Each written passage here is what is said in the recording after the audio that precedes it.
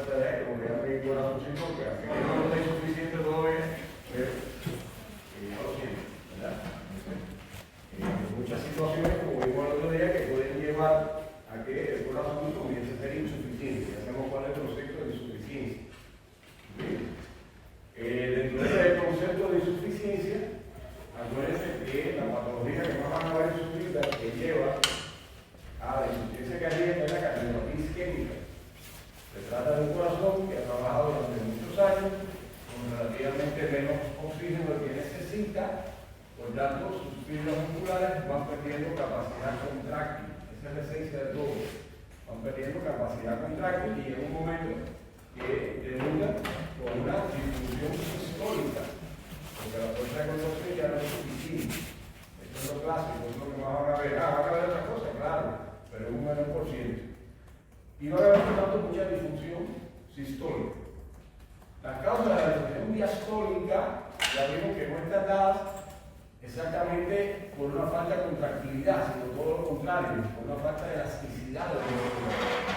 Es decir, es un músculo que en la diástole ya es incapaz de relajarse lo suficiente para dar cabida al volumen de sangre que se necesita para mantener un gasto cardíaco adecuado. Son dos cosas distintas. El individuo que llega a los 60 años con un corazón que viene sufriendo de cardiopatía isquémica hace muchos años y ya su contractilidad ventricular isquémica, que es lo que estamos hablando, no es suficientemente buena para tener una buena reserva cardíaca. Lo contrario no. Otra cosa, cuando se instala una disfunción diastólica, bueno, cuando ese ventrículo va perdiendo elasticidad, no capacidad de contractilidad, son dos cosas distintas.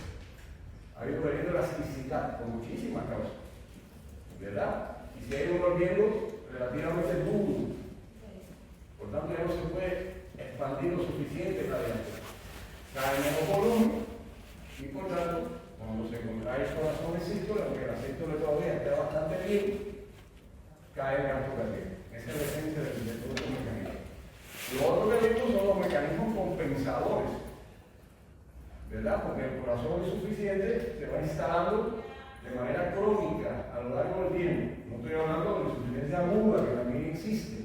Vamos a explicarle dos palabras después. Estoy hablando de, a lo largo de los años se va volviendo insuficiente, ya sabemos, por la disfunción sistólica, por la disfunción diastólica y muchas veces por las dos. Por eso es que los clínicos, como les conté, se empezaron a guiar por una variable muy importante, que es la fracción de eyección, que le va a dar una idea mucho más clara de lo que está ocurriendo realmente de la gravedad. ¿Bien? Entonces, volviendo a los mecanismos compensadores, cuando cae el gasto cardíaco, se siente la falta de oxígeno en todo el cuerpo, ¿verdad? Y eso no es bueno. En realidad, eso se expresa a través de la caída de la perfusión de los órganos. Entonces aquí hay otro concepto básico de medicina. Acuérdense que el agua está en tres lugares. Está dentro de las células o fuera de las células. La que está fuera de las células está dentro de los vasos o en el intersticio. Y desde el punto de vista hemodinámico, la que es útil es la que está en los vasos, la que perfunde los órganos. ¿Verdad? Ese sería el volumen circulante eficaz. Entonces, está lleno de venas, por muchas causas, no hay suficiente líquido en los vasos y por tanto la perfusión cae. Entonces, eso es muy importante, eso va a ser una batalla todos los días, cómo reorganizar los líquidos corporales. Por eso fue muy importante que las primeras clases que le dieron de generalidad, de distribución de los líquidos, lo que incluye, ¿verdad?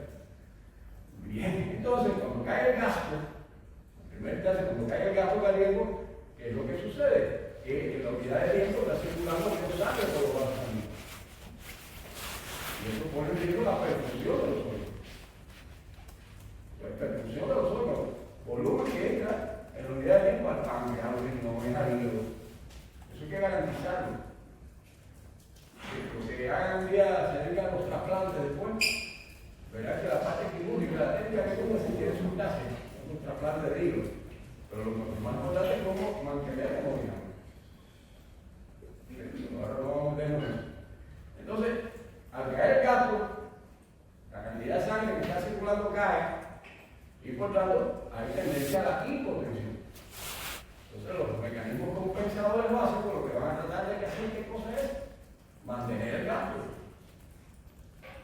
mantiene el gasto? O aumentando la frecuencia o aumentando la fuerza de contracción. Y, por si eso no resulta suficiente, vamos, por si acaso, a cerrar todo el sistema arteriolar. De todo eso se encarga el sistema nervioso simpático. Y es muy rápido. Es muy rápido. Se va instalando lentamente en insuficiencia crónica y en los sucesos agudos es rapidísimo, porque es porque es nervioso. Pero paralelamente a eso, se va desarrollando un mecanismo mucho más lento, hormonal. Y empiezan a aparecer las hormonas, ¿verdad? Que tienen la capacidad de dos cosas: de cerrar también los vasos, la famosa angiotensina, dos, y hormonas que tengan la capacidad de aumentar el volumen. Por ejemplo, reteniendo sodio, porque acuérdense que el sodio, el volumen en el organismo, se maneja moviendo sodio. Acuérdense de eso. Y el otro auxiliar también será la famosa ADH, que retiene agua, sin comprometer la retención de sodio. Ella retiene agua ya vitalmente en los riñones, sencillamente por la acción de la ADH sobre determinado receptor. Entonces, otra pequeña contribución, dejo más volumen a ti. O sea, esa es la esencia de todo. ¿Entender eso? Ahí lo puedo explicar todo. Además de estos dos mecanismos compensadores, el nervioso muy rápido, vías simpáticas y el hormonal, estas hormonas, hay algunas otras, ¿verdad? Como el péndulo electrónico arterial, pero que no está claro su papel en la insuficiencia cardíaca. Porque se sabe perfectamente lo que hacen estos péptidos. Deben contribuir, ¿verdad? Deben contribuir a la respiratoria y vascular. No se ve la función de ellos, ¿verdad? Olvidémonos de ellos. Y lo otro sería la liberación de catecolamina por la médula suprarrenal. Claro, cuando la ponen en también el sistema nervioso simpático. Es que le acabo y vea chorro de catecolamina. Esa es la situación general. Y nos queda un tercer componente que es este. A largo plazo van ocurriendo cambios en la estructura del músculo cardíaco. Ayer mencionamos antes de irnos algunas citocinas que facilitan el crecimiento de los miocitos. ¿Verdad? Facilitan el crecimiento de los miocitos. Y en realidad van a ocurrir dos grandes tipos de cambios estructurales. Uno es este, ¿verdad? Que daña, este es funcional, pero daña la estructura, o sea, daños estructurales que influyen en la contractilidad cardíaca, que en realidad no van a contribuir a mejorar, sino lo que van a tratar es de reducir un poco la contracción cardíaca.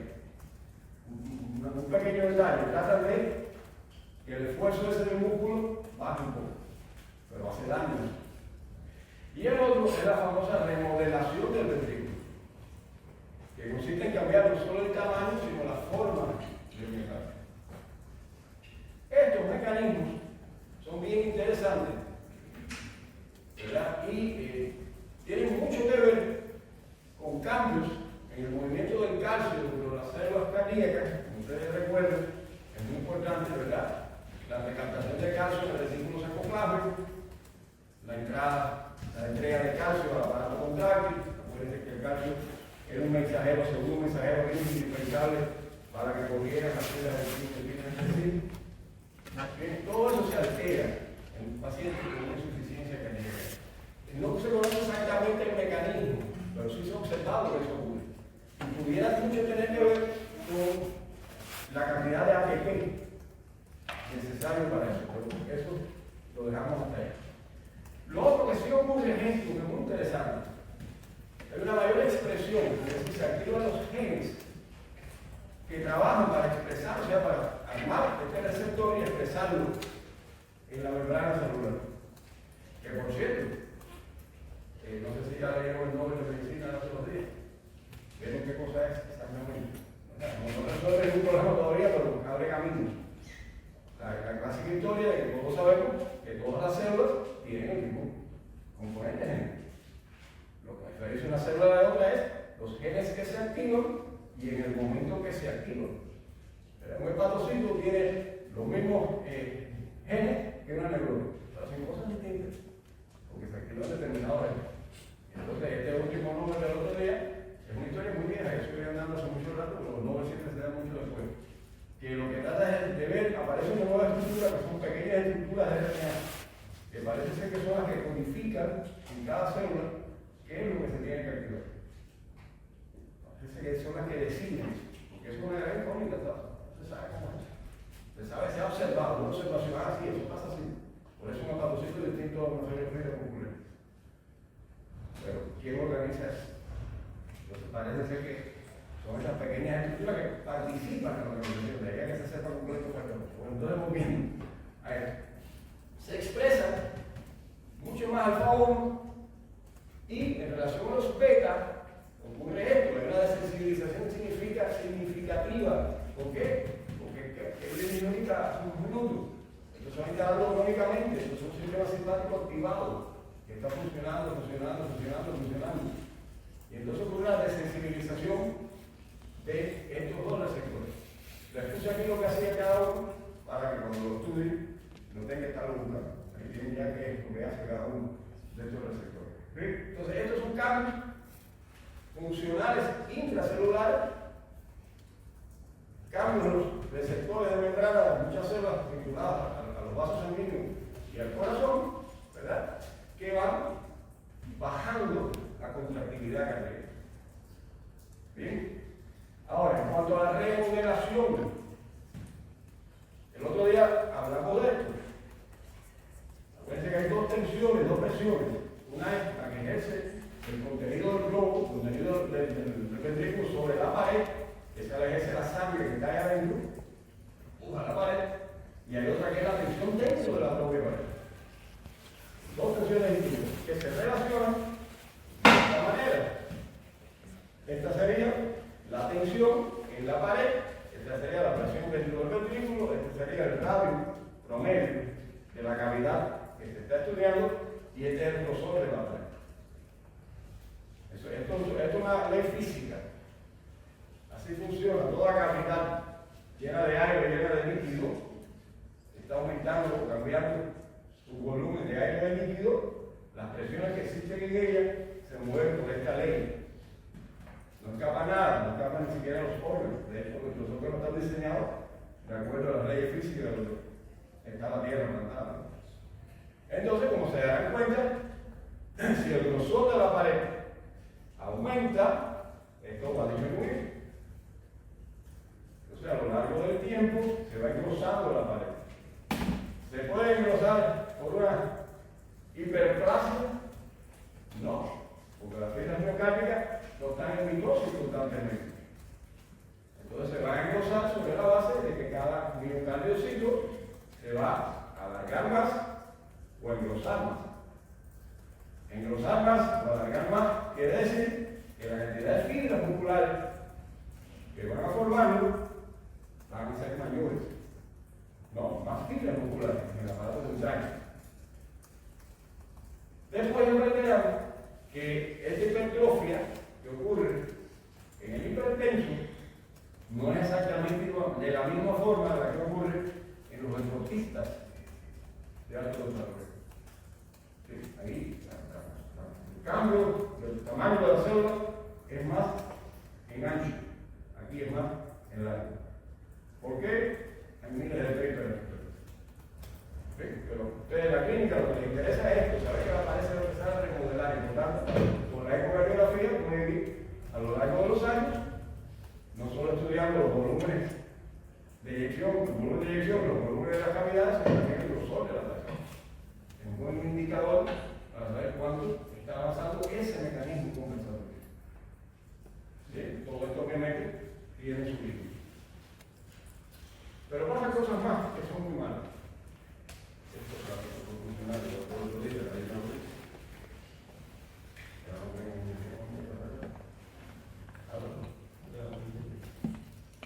La parte roja.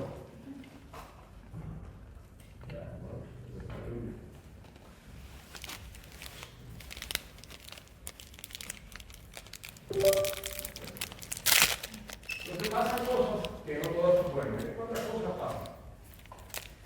Estas tres sustancias, estas tres moléculas, que ya sabemos que están altas, ya sabemos por qué está cada una alta. Esta está alta por un mecanismo de compensación hormonal.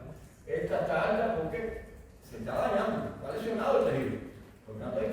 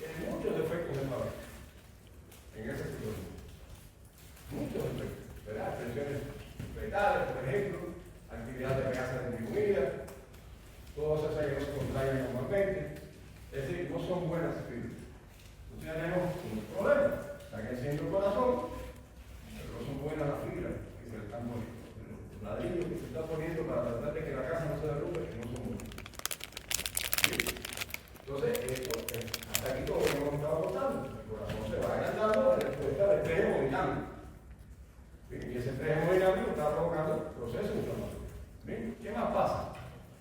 Ahorita lo comentamos en la clase anterior, algunos de estos productos, ¿verdad? Lleva a la apoptosis a los miocitos. Y meten en la síntesis de no sé qué, en algún caso lo lleva a la apoptosis. Por tanto, aparece este círculo vicioso. ¿Verdad? Hay espacios vacíos. Acuérdense que es un gran ejercicio el músculo cardíaco, como lo recordé el primer día, porque ustedes eso lo saben. El músculo cardíaco no es igual que el músculo triado. Es un gran ejercicio, se continúa la verdad, como una sábana, prácticamente continua. Casi no hay tejido colectivo, lo separa, no hay más. Entonces van quedando en ese rompecabezas, ¿verdad? Ese puzzle va quedando espacios vacíos. Entonces, para tratar de mantener la tensión, empiezan a cargar la tensión sobre otros miocardiocitos. ¿Bien? Eso va provocando este círculo vicioso: muerte celular, aumento de la tensión, más hipertrofia y más apoptosis. Es una debacle en la estructura del músculo. ¿Se dan cuenta? ¿No? O sea, los mecanismos compensatorios han hecho todo lo posible, pero esto se va irremediablemente en una sola dirección. Y entonces van sufriendo a lo largo de eso un deterioro del músculo. Ya se están imaginando que esto puede llegar a una situación en que prácticamente ese corazón no tiene reserva cardíaca. Por tanto, va a tener que estar casi todo el tiempo sentado, acostado esa persona. ¿Bien? ¿Qué más? Tejido fibroso, sí, empieza a aparecer mucho tejido fibroso en los espacios intersticiales porque es parte del suceso inflamatorio. Parece la fibrosis, ¿verdad? Se activan los fibroblastos, muere el huesito, se libera la proteína, por ejemplo, y hay más deposición de colágeno. Entonces es un músculo que tiene este círculo vicioso, pero además se le está instalando esto también. Entonces esto cada vez no sirve para contraerse. Está diseñado por la naturaleza para algo que se esté contrayendo así. No me acuerdo, ustedes deben saberlo mejor que yo, en el momento de que empieza la tele, el corazón que me veo, ya a mí se me olvidó eso. Hasta el último día. No para, ¿no? Una máquina maravillosa. Enseñar eso que dure tanto tiempo. Espera, a las 10 semanas, yo creo que ya las 10. Bien, entonces ya tenemos este suceso, este círculo horrible, la rigidez ventricular, pero ahora aparece todo. Acuérdense que en el tejido conectivo siempre hay fibroblastos que lo sintetizan, pero siempre hay enzimas que destruyen, ¿verdad? Enzimas que se oponen al exceso de tejido conectivo, como estamos regulando. ¿Bien? Y entonces, también en esta situación se activan las famosas colagenasas. Entonces, llega un momento que hay un predominio en la ruptura de la red colágena. Eso ya, cuando llega a ese estado, ya este ventrículo absolutamente es incapaz de volver. ¿Bien? Ha pasado por todas estas etapas y hay un momento que esto ocurre. Sí, estructuralmente se va deteriorando. Ya aquí no queda otro remedio que trasplantar este corazón. Pero eso no es tan fácil. Eso va a depender de muchas cosas.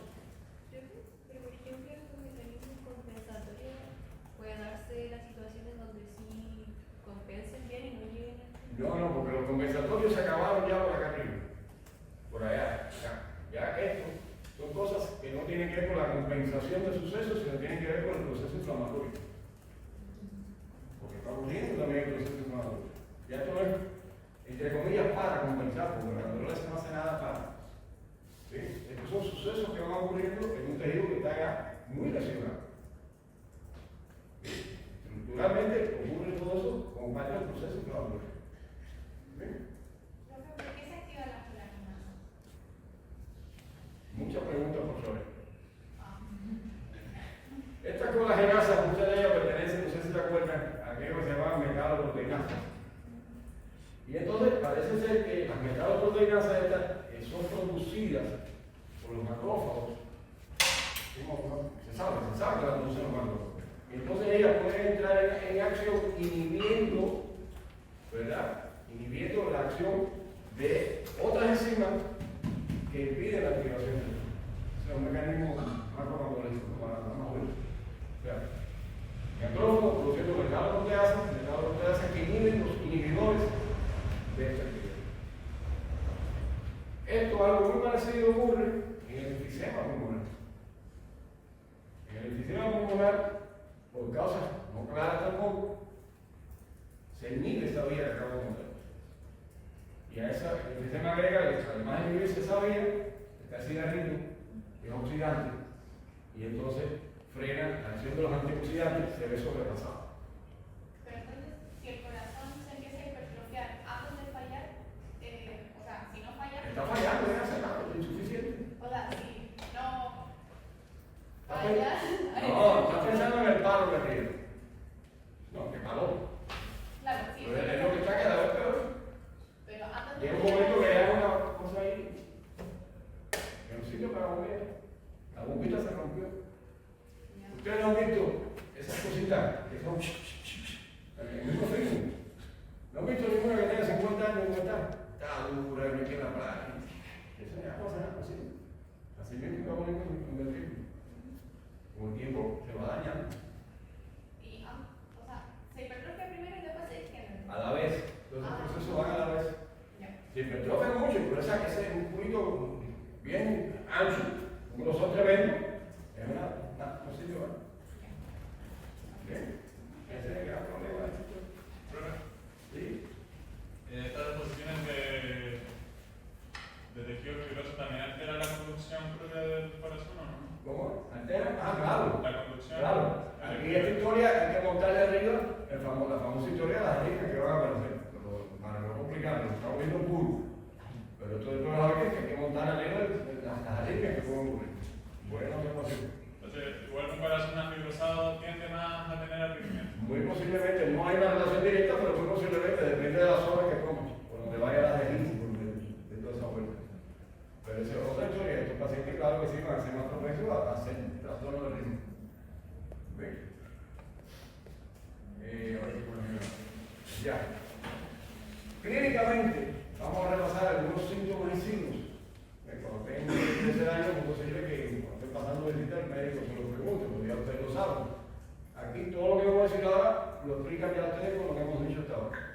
El paciente tiene, como hemos hablado, ya sea oxistónica o diastónica, se dieron cuenta, las dos culminan con presiones elevadas en estado de triunfo. Por tanto, habrá un aumento de la presión capilar pulmonar, este famoso esquemita que seguro que lo viene cuando estaba en el respiratorio.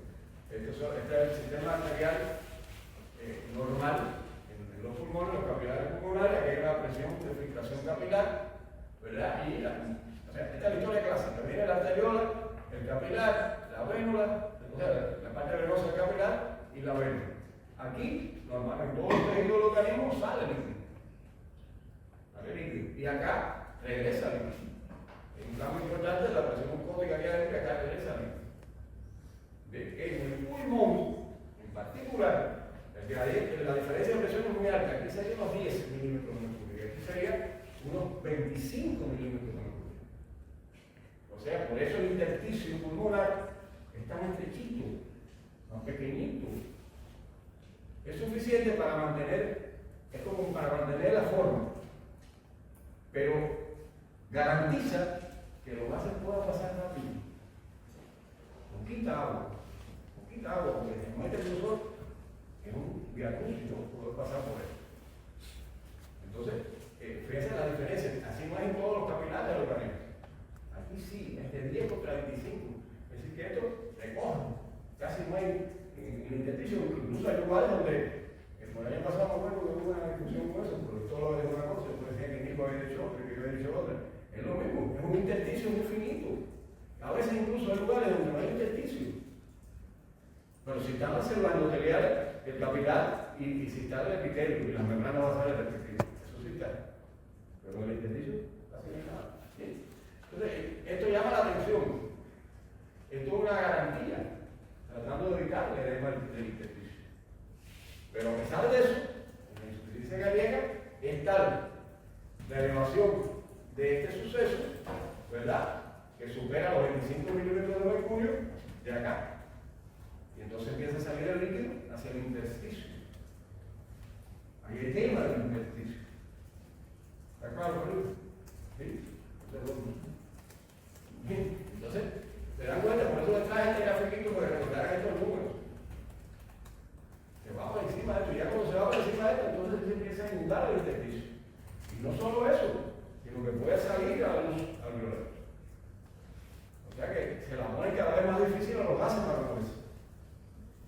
¿Ven? Muy sencillito, mira, estos son los capilares en los tumores, la red capilar pulmonar. Puede haber con muchas enfermedades, le hacen mucho daño a esa red. Pero vamos a poner a lo normal, esto es lo normal. Cuando viene la sangre que está entrando, aquí están los alveolos, vamos a poner que hay una pared alveolar. Entonces está entrando. Aquí la presión hidrostática hace que salga, eso pasa en todo el organismo, por eso tenemos líquidos en los intestinos. Pero aquí, la presión que queda aquí adentro, osmótica o mucótica, debería ser realmente no osmótica, sino mucótica, es muy fuerte y recoge el líquido del intestino. Eso pasa en todas partes del organismo, debajo de la piel, en cualquier lugar. Eso es lo que garantiza que los nutrientes lleguen a los tejidos. Recuerden que en todos los tejidos están las células del tejido, el tejido conectivo, los vasos sanguíneos. Entre las células y los vasos sanguíneos hay diferentes distancias, milímetros, ¿sí? Unos lugares más que otros.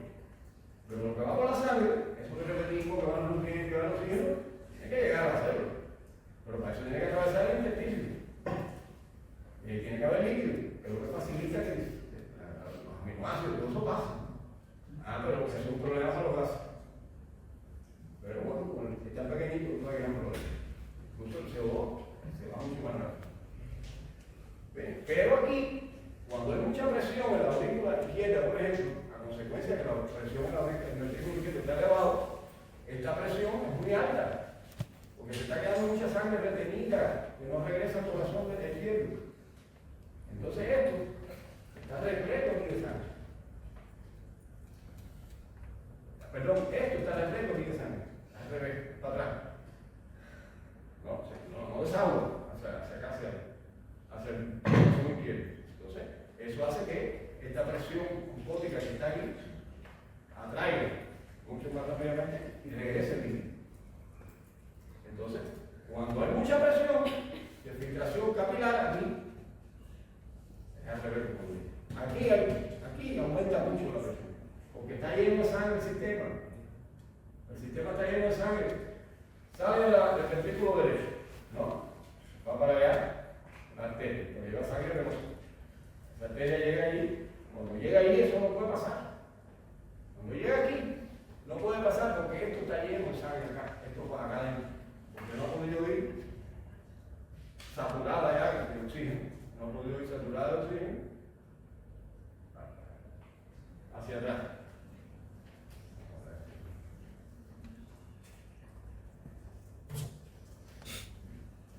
Vamos a empezar otra vez. Tú tienes una aurícula izquierda que no admite sangre, pero ahí tiene que llegar la sangre. Esa sangre debe llegar aquí, acá, que va circulando en este sentido, en el organismo normalmente. En los pulmones al revés. En los pulmones viene la sangre esta vemos aquí, ¿verdad? Que no está saturada de oxígeno, pasa por el capilar, se carga de oxígeno y va para acá. No, sería así. Cuando la presión aquí es excesiva, sale el líquido y supera la capacidad que tiene en el otro lado de absorber el líquido. Un problema de equilibrio hemodinámico. La sangre viene avanzando para acá y cuando llega aquí hay mucha sangre acumulada. Choca, no puede pasar. No puede pasar. Se acumula allí una gran presión y sale. Y sale cuando supera los 25 milímetros de mercurio. Ya, vamos a repetirlo otra vez para que lo he dicho la revés como cuatro veces. La sangre viene, ¿verdad?, impulsada en el corazón derecho. Viene rápido para acá. Cuando llega allí, se convirtió ya en pequeñas arteriolas, llegando a los capilares pulmonares. Cuando llega allí, no puede pasar. No puede pasar. Y entonces,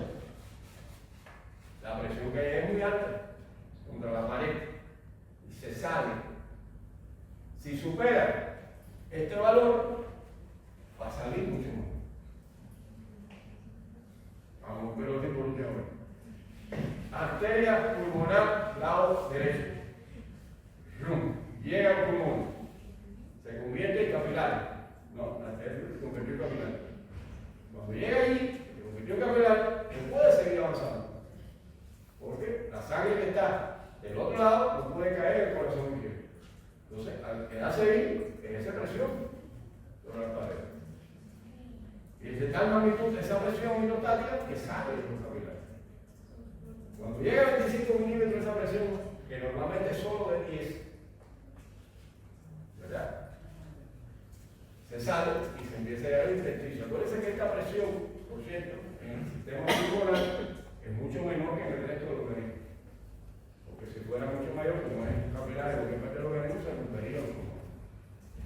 Por eso que el corazón derecho, los volúmenes que uno ve, las presiones que uno ve, son exactamente iguales. No, está muy cerquita y puede pararse en 90 por cada uno. ¿Sí? Tiene canilla que no lo entiende. No. Mira. Acá, la sangre viene por la arteria. No viene por el color, porque esta debía estar azul. Viene por los nombres. Lo que sale del corazón derecho es una arteria. Pero no lleva sangre arterial, lleva sangre venosa.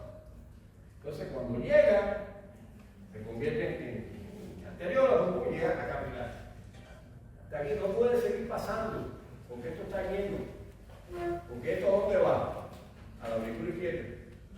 No puede seguir pasando por acá. ¿Está claro? Como no puede seguir pasando por acá, se empieza a acumular. Y acumularse quiere decir que ejerce presión sobre la pared. Y entonces sale al intersticio. ¿Me han dicho? Pero eso tiene la forma de calcularlo matemáticamente. Se sabe, porque se dedican a medir esas cosas, que para que salga fácilmente, tiene que superar esta capacidad de reabsorción que está del lado derecho. Tiene que ser mayor de 35 milímetros de mercurio. Ya que lo entendió, lo vamos a hacer otra vez. Puede ser que todo el mundo más se le cambie, yo no puedo ocultar eso por entregar. Corazón derecho, ventrículo derecho, bombea sangre por una arteria. Esa arteria, como toda arteria, se convierte después en arteriolas y finalmente en capilares. Va viajando hacia los pulmones. ¿Por dónde? Por este sistema arterial. Pero cuando llega aquí, esto está cerrado porque hay mucha sangre que no puede irse para el corazón izquierdo. Entonces no puede pasar como pasa siempre. Se queda aquí acumulada. Y entonces no se queda acumulada dentro de los capilares, dentro de los arterioles, empieza a salir. Empieza a salir y empieza en no sangre, claro. ¿Por qué se reduce la hipersensibilidad? ¿De qué? ¿Por qué se reduce la hipersensibilidad personal? ¿Cómo? No te entiendo. ¿Por qué se reduce la distensibilidad pulmonar? ¿Tú te crees que se reduzca la distensibilidad pulmonar? Si el pulmón está lleno de agua, coge un globo lleno de agua y te cuesta mucho más trabajo hablar. Te cuesta mucho más trabajo entender el pulmón. No. ¿Qué cosa es la distensibilidad? ¿Cuánta presión, qué delta de presión tú tienes que ejercer para meter un delta de volumen? Normalmente, y nos enteramos. Pero si el pulmón está lleno de agua, imagínate tú, ¿qué clase de presión yo tengo que ejercer para poder meter 400, 500, 600 mililitros de aire?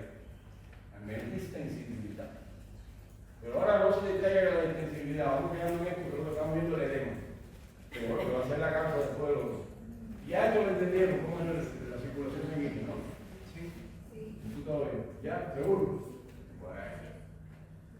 Esto también es fácil de entender. Aquí hay edema donde quiera, porque esto está saliendo aquí a chorro. Hay edema, las paredes están edematosas. Por tanto, a veces el aire pasa y provoca circulación. Esto es bien interesante. Y les sirve para recordarse los receptores. Acuérdense que la cantidad de la respiración, ya que Felipe trabaja contra la respiración, puede ser automática, pero también voluntaria. Voluntariamente hacemos lo que nos da la gana la respiración. Vamos a ver la parte para que sea automático, porque el sistema del organismo tiene que tener un sistema de alguien que mida, alguien que analice y alguien que mueva. Entonces, para que ese automatismo funcione, y se le ocurre a la naturaleza, bueno, voy a poner algunos receptores que tengan que ver con lo que el sistema ventilatorio o respiratorio manda la sangre, que es el oxígeno y requiere el suelo. Eso sería conveniente ponerlo centralmente, pero también en la periferia. ¿Verdad? Entonces lo puso ahí arriba, el centro respiratorio, y lo puso acá, los vasos sanguíneos que llevan sangre hacia arriba por la otra. Dos sujetos para medir, dos lugares para medir. El lugar de medida ahí arriba, como que el CO2 difunde muy rápidamente, mucho más que el oxígeno. Mire, vamos a poner una barrera hematocefálica que deje pasar el CO2 fácilmente. Y entonces lo hizo muy sensible al CO2, porque además el CO2 te complica la vida. ¿Por qué te complica la vida? Porque haces acidosis, ¿no? El respiratorio. Y el oxígeno, gracias a la famosa curva de saturación de la hemoglobina, que muchos no le han hecho caso, gracias a eso, podemos tener presiones arteriales de oxígeno tan bajitas como 60, y la hemoglobina tiene más de 90% de saturación, porque hace así, y ahí está. Entonces la naturaleza sabia le vamos a dar el oxígeno que actúe con los que están en la periferia cuando esto acá arriba falla. Bien, pero hace falta otra cosa, porque el problema ventilatorio no se trata solamente de mover los gases, sino se trata también de expandir los pulmones, pero expandir los pulmones también hay que expandir el tórax. Y toda esa información es necesaria para decidir con qué frecuencia respiro o ventilo. Entonces, todo tengo que empezar a poner antenas de receptores, porque ustedes cuando quieren moverse acá en el ventilo, empiezan a repartir antenas. Entonces, ¿dónde pongo antenas? Bueno, hay dos posibilidades. Pongo antenas dentro del pulmón. Y pongo antenas de los músculos. Esas antenas de los músculos están diseñadas de antes, porque lo tienen todos los músculos del cuerpo. Entonces, las antenas que pongo dentro del pulmón, ¿dónde las pongo? Bueno, en los lugares más complicados. Tengo que ponerlas donde tengo las fibras musculares, ¿verdad? De las vías respiratorias. Tengo que ponerlas ahí para saber cuán contraídas están esas fibras. Así que esté cerrado la fibra. ¿Dónde me lo puedo poner? Bueno, por el pulmón entra cualquier cosa.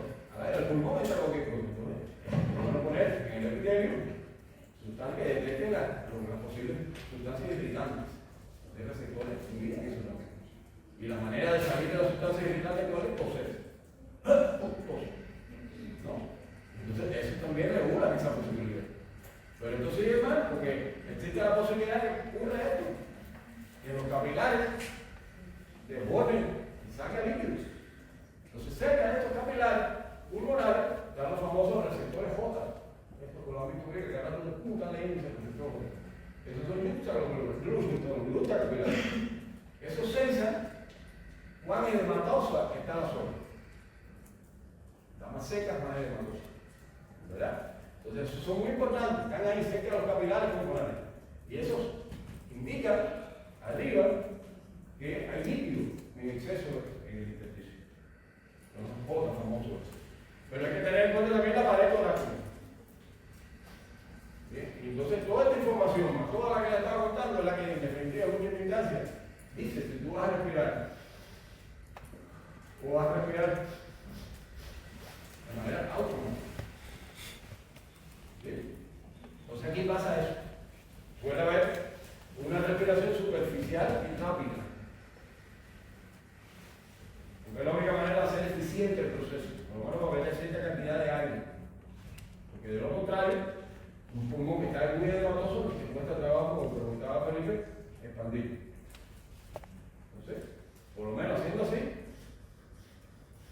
entrando. Claro, como yo estoy aquí me puedo decir que está disminuyendo la ventilación alveolar.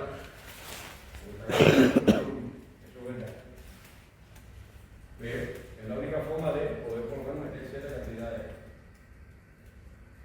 aire. Esto, obviamente, ocurre esto. Se cansa. O sea, esto es un proceso que cansa, que el ritmo neumático, sabe que se agota.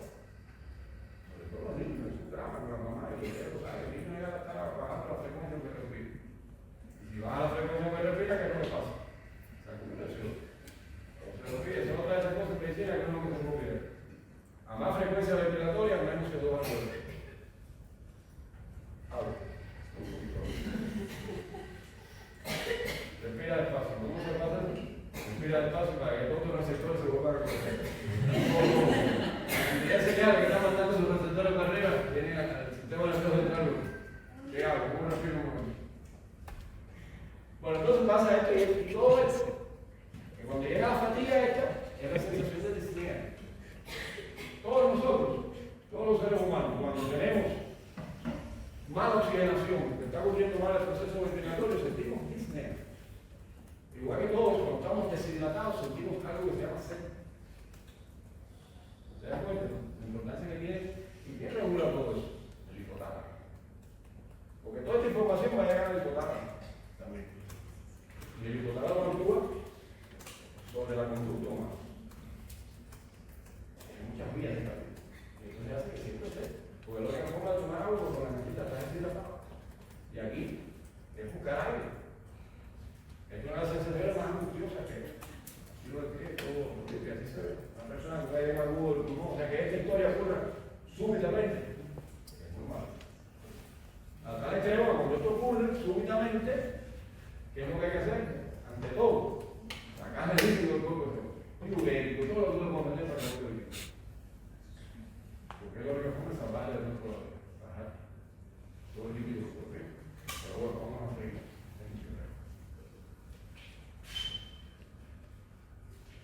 Aquí. Bueno, la ortopnea y la disnea paroxística nocturna se le achacan eso y es evidente que esto está ocurriendo. Cuando tú estás requiriendo, no tenemos más estado. Estos pacientes tienen edema. No, tienen edema en ambas extremidades. Cuando tú te acuestas, esos dedos se mueven más rápidamente que arriba. Y aumenta la función renal. Se incorpora más bien. Bien. Y por eso estos pacientes tienen ortopnea, tienen súbitamente disnea paroxística, el río fue de un disnea paroxística. Ya no llega, la ese fue. Te lo digo por experiencia. Se altera la ventilación por ventilación perfusión. Acuérdense que esto es vital. Esto es vital, porque son dos cosas que dan por su parte. Una es la ventilación y la otra es la perfusión.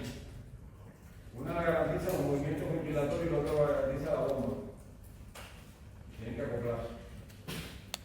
Cuando vemos el ramo respiratorio, vamos a hablar más detalles de eso.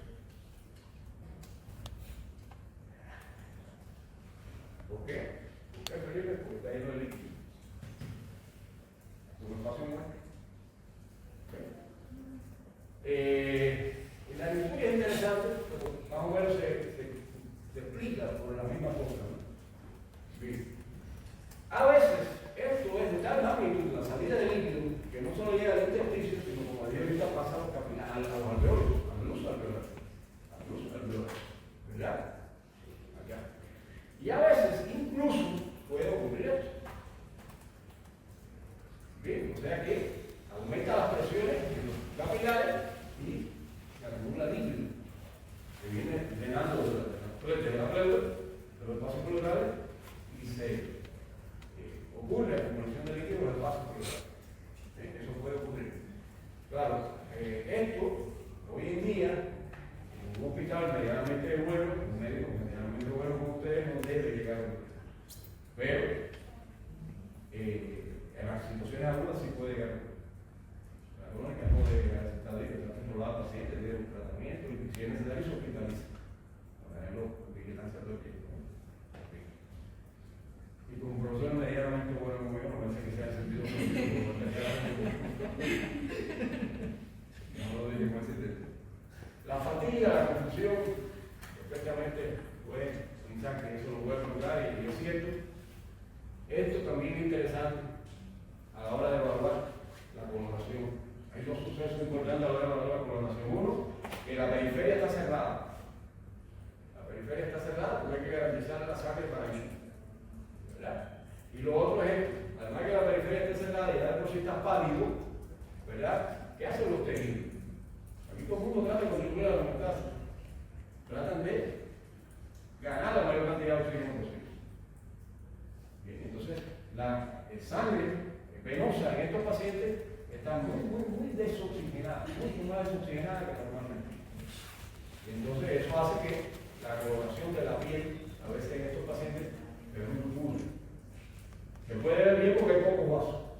Y segundo, porque la sangre que está pasando está más pura, está muy desoxigenada. ¿Sí?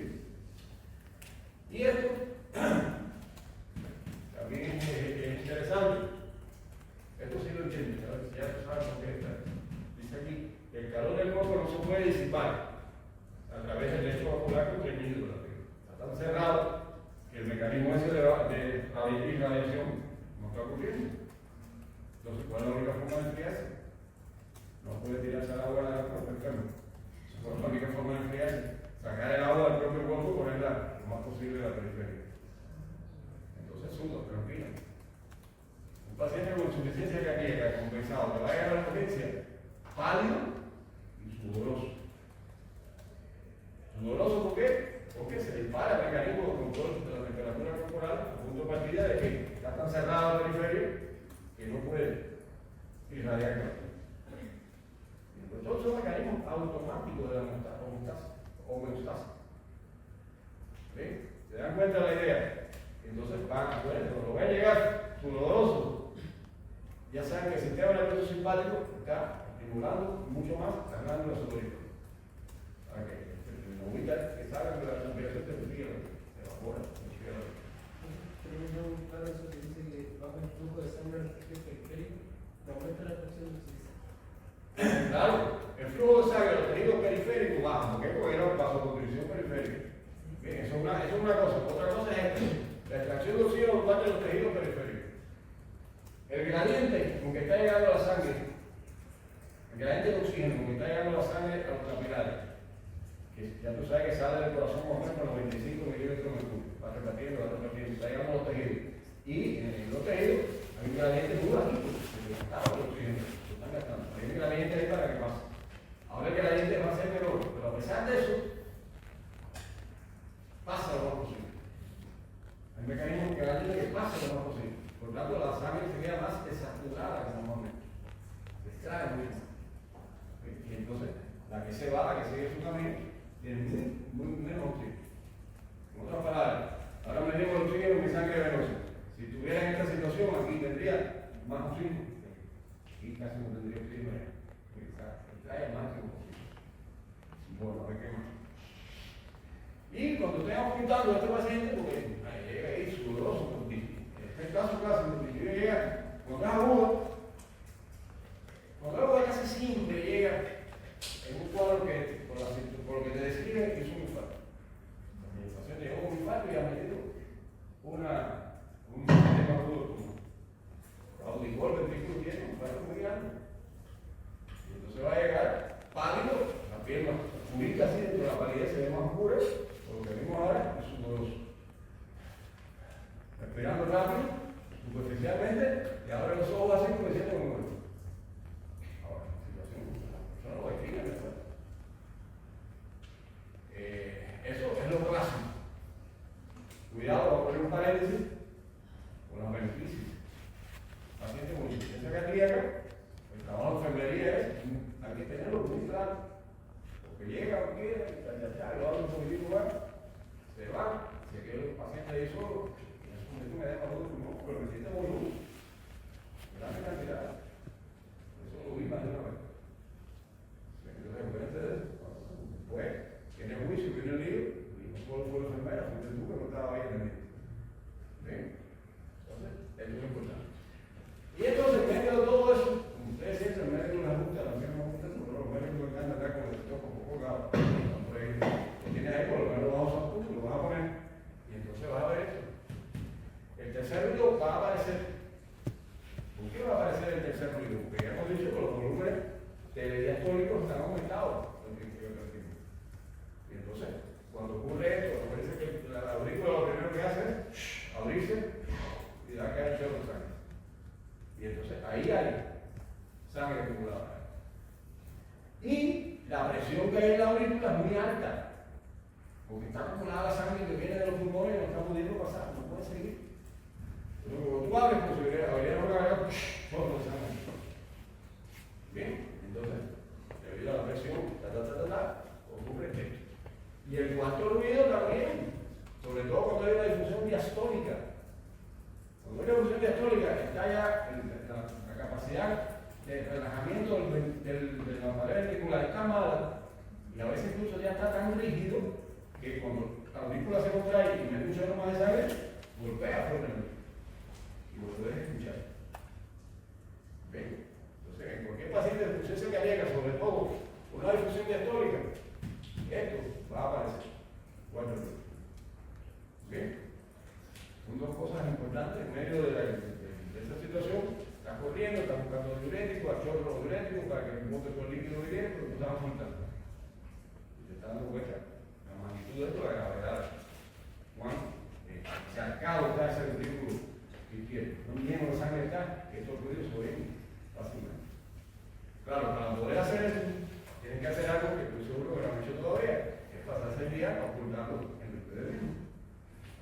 primero voy el primero y el segundo. Porque después vamos a distinguir el tercer y el cuarto. Así que, se los aconsejo de nuevo. Apúntense todos los días. A sus familiares, apúntense a la casa. Bueno, vamos a hablar un poquitico ahora de la insuficiencia ventricular derecha. Derecha. Acuérdense que el ventrículo derecho no se hipertrofia, se dilata. Las fuerzas con que trabajan, las presiones que trabaja el ventrículo derecho nunca son suficientes para que se hipertrofie. ¿Sí? Dilata. Ahora cuando vemos la clase de la pulopatía, lo voy a volver a recordar otra vez. Entonces, ¿qué causas pueden provocar que un corazón derecho esté insuficiente? Y ya sabemos cuál es la definición de insuficiencia, la vamos a repetir. La primera gran causa, con mucho la que más abunda, la dije que se tiene que empezar en la clase, es que el ventrículo izquierdo está insuficiente. Crónicamente y agudamente también produce. Pero un fallo agudo del ventrículo izquierdo puede repercutir en un fallo del derecho. ¿Bien? Entonces, esa es la causa más frecuente. ¿Por qué? Porque si falla este ventrículo, hay un aumento enorme de la poscarga del ventrículo derecho. Porque el ventrículo derecho se encuentra en un sistema pulmonar repleto de sangre. ¿Bien?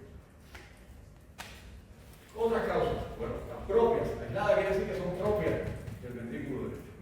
No tienen nada que ver con el ventrículo izquierdo. Bueno, hay algunas enfermedades que se caracterizan por que la presión en el sistema pulmonar es muy alta. Como siempre, la que más ocurre es la famosa hipertensión pulmonar idiopática. O sea, hay personas cuyo sistema pulmonar está cerrado, funciona por tanto a alta presión.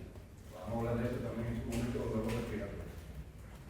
Y también neumopatías que pueden existir en el pulmón, que están dañando la estructura pulmonar, como vamos a ver en el respiratorio. Todas ellas hacen lo mismo, estas aumentan la poscarga del ventrículo derecho con un sistema pulmonar cerrado.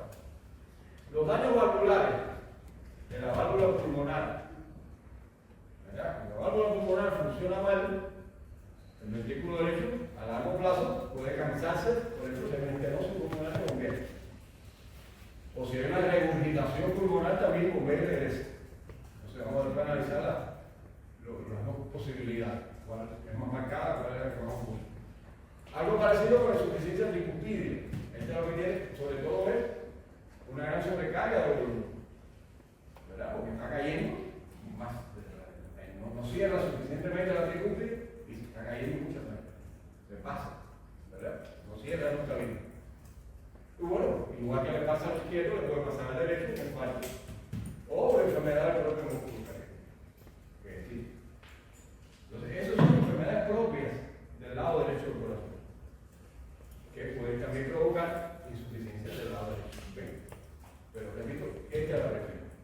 Y por último, hay un término clínico que a veces ya no se usa tanto, pero que sigue marcando, se sigue utilizando, pero antes se utilizaba mucho, que es el llamado cor pulmonar crónico.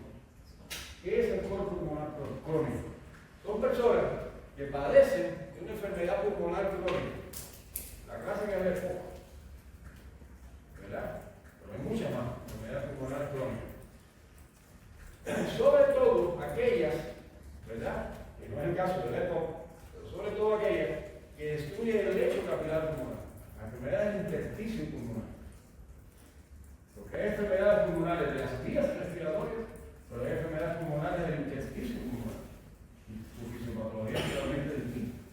Cuando lo que está dañado, cuando lo que está enfermo es el intersticio, junto con el intersticio se rompe el lecho capilar pulmonar. Pero también los procesos mal ventilados, como la EPOC, ¿verdad? Que inducen hipoxia. Acuérdense que en un pulmón mal ventilado, alveolos mal ventilados, provocan una vasoconstricción en la zona. Entonces, cuando se trata de neumopatías muy extensas, donde hay grandes áreas poco ventiladas en hipoxia, ocurre una enorme vasoconstricción de todo el lecho pulmonar. O sea, repito, enfermedades pulmonares crónicas, provocando una mala ventilación, por ejemplo, por la causa que sea, o destruyendo el lecho capilar. Por ejemplo, el enfisema pulmonar. ¿Qué es el enfisema? Que las paredes de los alveolos dejan de existir.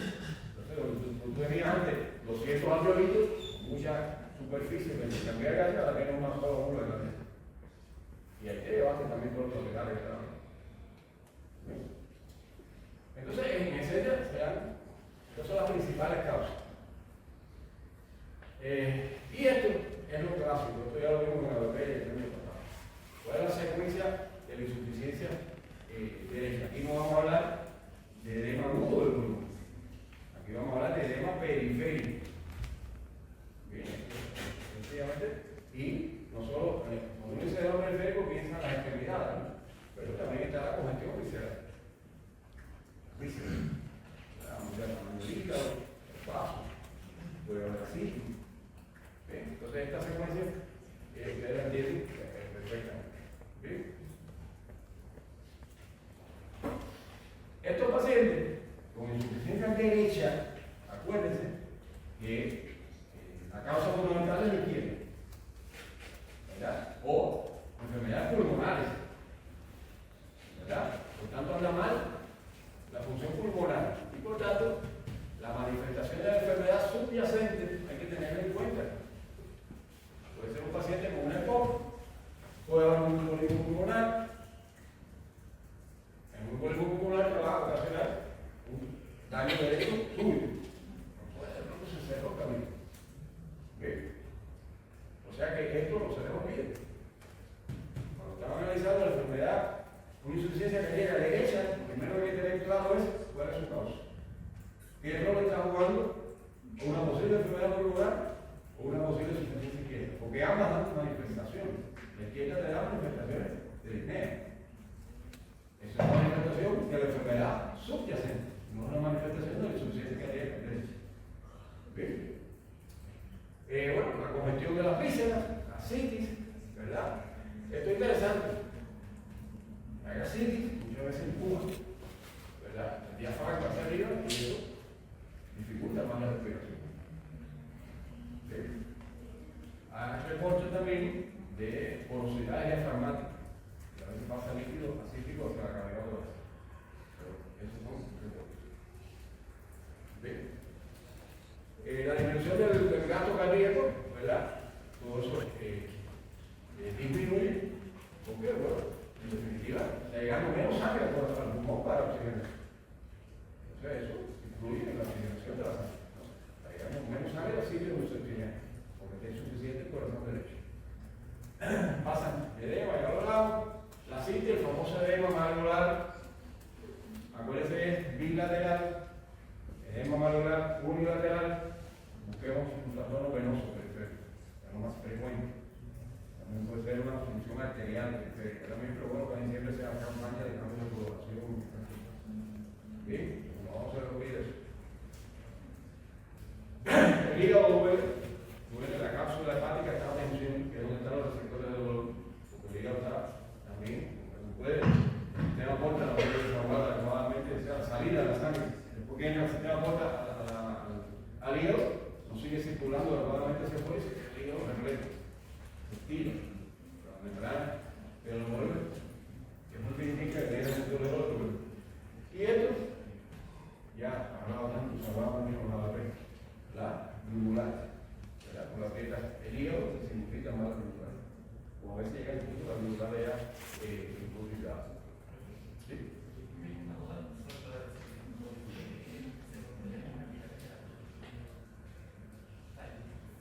Automáticamente, a ver, no sé, porque que van a ser simpáticos, simpáticos es que lo cierran. No se acostumbra a decir por qué, sino qué ocurre cuando pasa. Yo también digo muchas veces por qué, pero si lo piensan con el por qué, se entregan más a la hora de entender cómo funciona la naturaleza. Pasa. Si te dan el simpático, va a decir lo que tiene que garantizar dos cosas: que no caiga la tensión arterial en el sistema, cierra todas las arterias. Tiene que garantizar que no se quede sin sangre ni el hígado, ni el páncreas, ni los riñones, sobre todo los riñones. ¿Qué hace así? Trata que toda la sangre llegue allí, cierra toda la periferia para que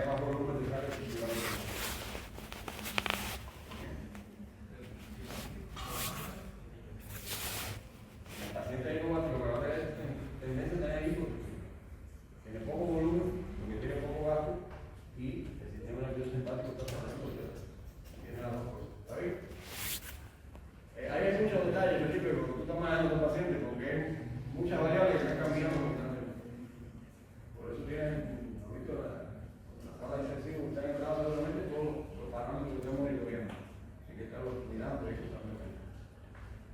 Bueno, creo que. Bueno, y aquí hay un resumen de las cosas más importantes que hemos dicho. Pero, traten de aprender esa que yo primero y no otro final. Porque aquí lo pueden aprender así rápido, cierran los ojos, lo ven, que tenga buena memoria fotográfica, pero no lo entendió bien. Traten de entenderlo y al final aquí está un resumen de todo lo que hemos visto. La insuficiencia izquierda, cae el gasto, congestión pulmonar. Ya sabemos por qué. Esto, caída del gasto, trastorno de la destrucción de los tejidos, cansancio, fatiga, millones de cosas. Aquí, trastorno del intercambio gaseoso y el edema pulmonar. La apnea, la tos con el punto pulmoso que lo damos un día, la anemia paroxística nocturna, y por allá, la congestión hepática, claro, aquí me quedé en congestión hepática, el hígado no va a estar trabajando bien. Entonces pueden encontrar alteraciones de muchas funciones hepáticas. Tengan presente eso. Aquí lo dice.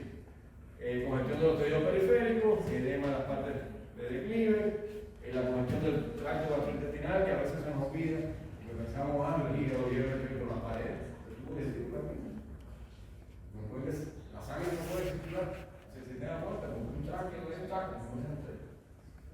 Se queda la pared del tubo digestivo de la cosa también.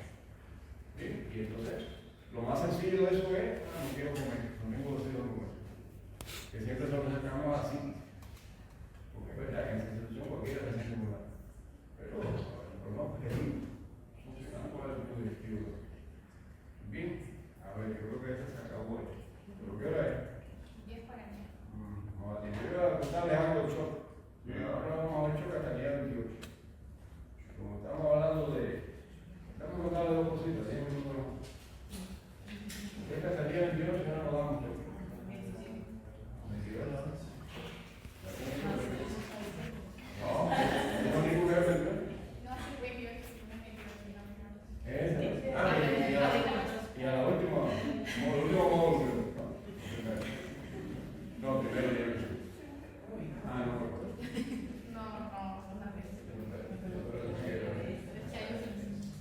A ver, miren. Vamos a ver las 5 primeras diapositivas aquí para que ya tengan una idea de cómo hacemos rápido el cheque. Ya que estamos hablando de que la caída del gasto cardíaco por una insuficiencia cardíaca es la variable más importante, porque es la que va a determinar una buena circulación de la sangre y una buena llegada de oxígeno a los tejidos. ¿No es así? Entonces, ¿qué sucede? Bueno, shock, hay muchos, ¿no? El shock, porque la idea lo que nosotros decimos así, el shock medular, el shock del trauma, yo voy a hablar del shock circulatorio, ¿verdad? No es una enfermedad específica, igual que hay insuficiencia cardíaca, son síndromes, ¿verdad? Son síndromes. Que lo que ocurre es esto que está acá. Se ocurre en estas situaciones, pero lo que ocurre es esto, todo lo positivo que me encantó, lo describe, no me acuerdo el nombre médico, de ver el nombre. El shock no solo detiene la máquina, el funcionamiento de la bomba del cuerpo en general, sino que además la va destruyendo. Es decir, cuando la circulación sanguínea anda mal, porque no ocurre adecuadamente, ¿verdad? Le va haciendo mucho daño a todos los tejidos periféricos. Porque siempre, en aras de hacerlo didáctico, hablamos del oxígeno, que llega el oxígeno, que llega el oxígeno. Pero ahora vamos a empezar a ver la catástrofe que provoca esto en los tejidos periféricos. ¿Sí? ¿Cuál es la definición de shock circulatorio? Bueno, cuando ocurre esto. Incapacidad súbita, aguda, aquí sí estamos hablando agudo. Súbitamente, el sistema circulatorio no puede perfundir la periferia incluyendo los órganos, ¿verdad? No puede hacerlo. Eso puede ocurrir, como ya vimos en esta clase, por eso no quería darlo mucho más lejos ya, porque el gasto cardíaco, de manera relativa, de manera absoluta, es inadecuado, por alguna causa. ¿Verdad? Sangre que está lanzando por minuto a la periferia no es adecuado. Y lo primero que ocurre, que es lo que hemos repetido muchas veces, es la hipoxia tisular. Esa es la definición de shock circulatorio. Después veremos que puede ocurrir por muchas causas. ¿Verdad? Hay muchos tipos de shock. Incluso algunos no comparten exactamente esta definición de caída del gasto, pero en esencia, en todos los tipos de shock lo que ocurre es esto. Están bien confundidos los órganos. Hay un desequilibrio entre el suministro de sangre y la demanda, o sea, el suministro de oxígeno y la demanda de oxígeno. Ahora en adelante, ya, porque usted me va a hablar de shock. El paciente está en shock, lo que le está pasando es eso. Hay un desequilibrio entre lo que consume, lo que demanda, el tejido corporal y lo que se le está enviando. Todos, ha incluido el corazón, la coronaria, son parte del sistema circulatorio. Entonces, todos los tejidos, incluido el corazón, están en esa situación. Y todos los tipos de choque, después lo veremos, comparten estos trastornos comunes. Hay una perfusión inadecuada de los tejidos, empieza a alterarse el metabolismo, porque el metabolismo está diseñado para funcionar con oxígeno. En cantidades adecuadas empieza a deteriorarse el metabolismo, las funciones celulares, y están mal perfundidos los órganos. Órganos mal perfundidos, alteraciones metabólicas, en todos los órganos, en todos los sistemas de lo que vemos, y no solo órganos particulares, sino toda la periferia completa. Y al igual que comparten trastornos comunes, todos los tipos de shock, también comparten mecanismos compensatorios comunes. De la forma automática de la homeostasis para resolverlo es común a los distintos tipos de shock. Pequeñas variaciones, pero es común. ¿Verdad? Este detalle es importante, ponemos ejemplos. A veces, la mayoría de los casos, lo que hay es hipoperfusión e hipotensión. La sangre no puede circular. Para que la sangre circule tiene que haber un gradiente. ¿Cuál es el gradiente del sistema? 120 milímetros de mercurio acá, a salir a la boca. ¿Y en la aurícula derecha cuánto es? No. ¿Cuál es la presión en la aurícula derecha conocida como presión venosa central? 0. No me digas. Es 0. Es 0. Si aquí incluso sube a empujones, casi que la aurícula derecha lo que hace. Nunca se lo olvide, el paciente que ingresa a la UCI,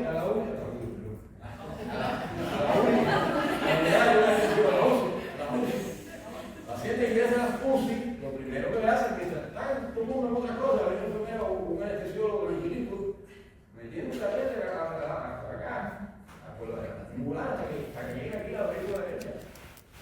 Eso es presión venosa central.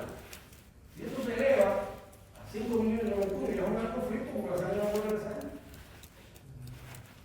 El sistema va a 120 a 0. Si no, no puede regresar. Bien. No puede subir. Esa es la presión venosa central. ¿Cómo se llama? Presión auricular derecha. Si eso sube un poquitito, no puede regresar la sangre adecuadamente. Y ya sabemos que para que la bomba funcione, tiene que regresar la sangre. Bien. Entonces, en todos los shocks siempre hay hipotensión e hipoperfusión. Pero vamos a ver que hay algunos ejemplos en los cuales no es exactamente eso.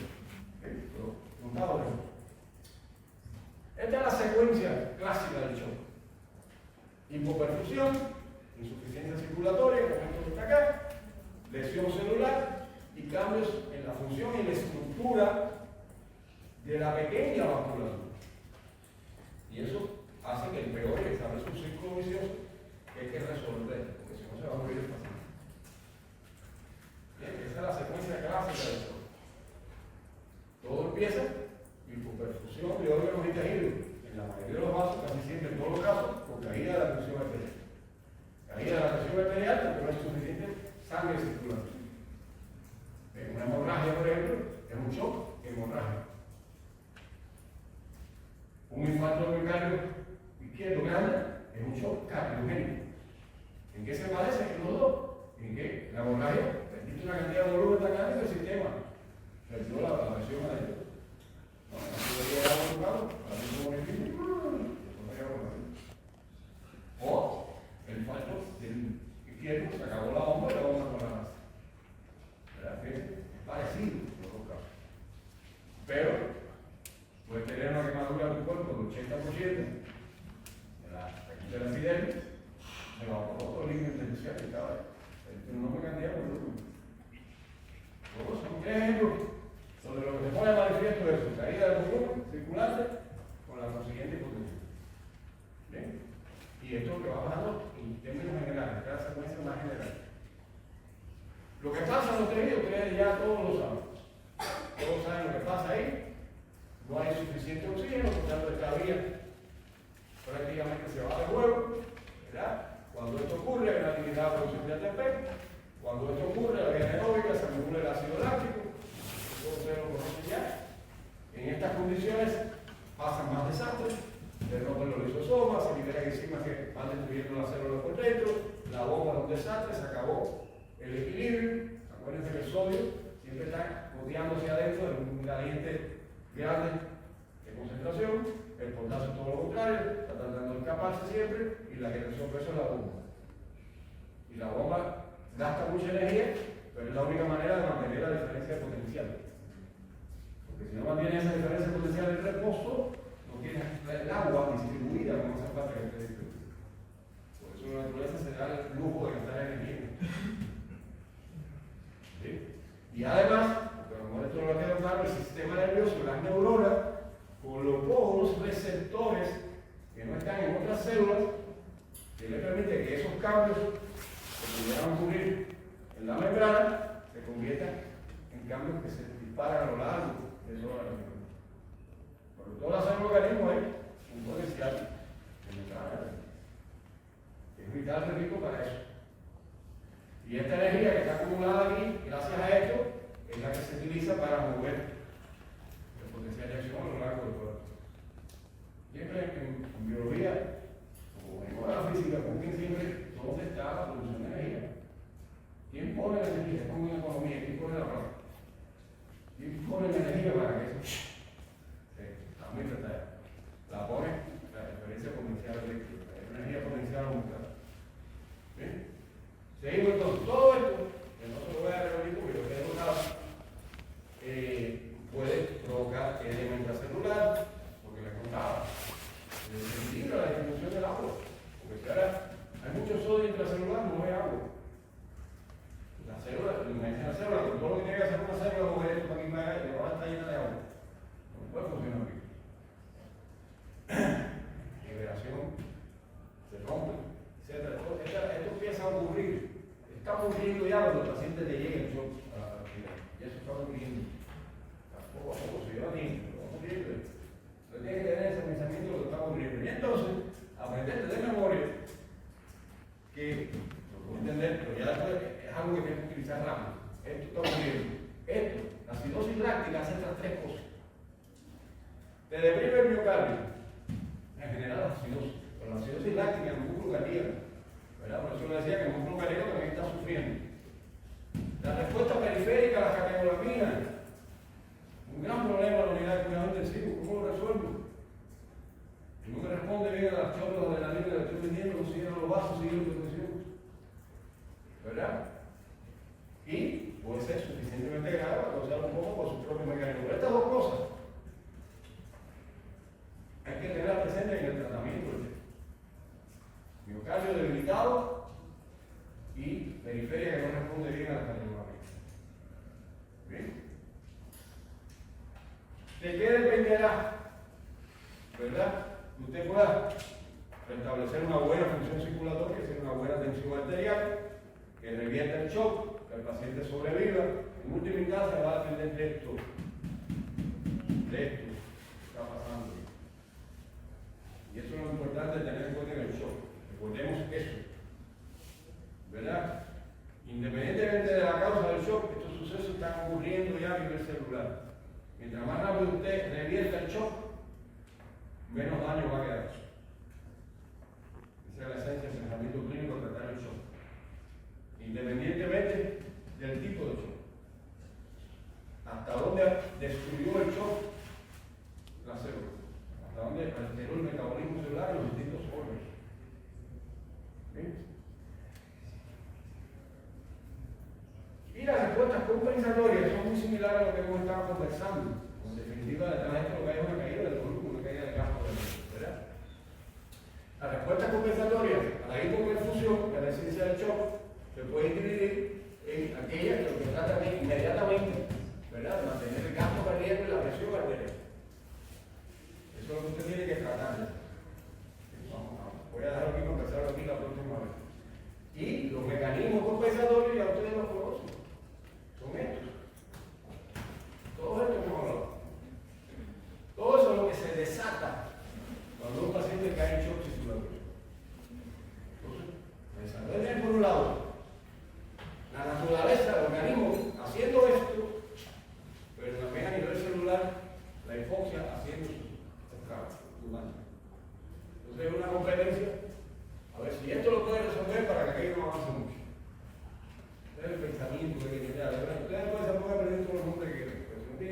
el botón de un ritmo, después lo hace mecánicamente. Pero fíjense, la homeostasis desencadena todo esto. Pero en la guía posterior, a nivel celular está pasando que ¿quién gana? ¿Es suficiente esto para que aquello no avance mucho? A veces no es suficiente y tiene que entrar en intensidad. Dependiendo muchas veces de la causa, ¿verdad? Y a la larga, esto que vamos a comentar en más detalle, que ya lo gozamos, la vasoconstricción intensa que provoca el sistema nervioso simpático, a la larga, ¿verdad? Va a producir daño. Puede producir daño. Aquí tenemos algunas de las causas. Por ahí vamos a empezar a